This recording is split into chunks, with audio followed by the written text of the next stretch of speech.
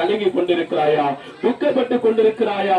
நீ உன் குடும்பத்தை குறிச்சு, உன் கணவரை குறிச்சு, உன் பிள்ளைகளை குறிச்சு அந்த நீ கண்ணீர் விட்டு கொண்டிருக்கிறாயா? இரவில் உனக்கு தூக்கம் இல்லாமல் இருக்கிறதா?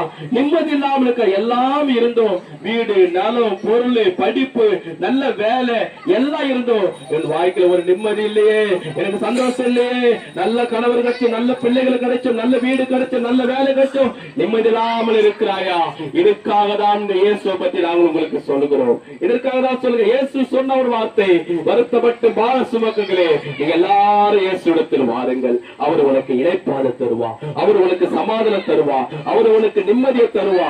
ஏனென்றால் வேதம் சொல்லுகிறது, இந்த இயேசு கிறிஸ்து ஒருவர் உன்னை நேசிக்கிறபடியா, உன்மேல் அன்பு கூறுகிறபடியா, வேதம் சொல்லுகிறது, உன்னுடைய பாவங்களையும் உன்னுடைய சாபங்களையும் நம்முடைய மேல் மத்த இயேசு சிலுவையிலே காயப்பட்டா, நம்முடைய அக்கிரமத்தை இயேசு சிலுவையில் நொறுக்கப்பட்டா, உனக்கும் எனக்கு சமாதானத்தை உண்டு போன ஆக்கினை தீர்ப்பு சிலுவையில் இயேசு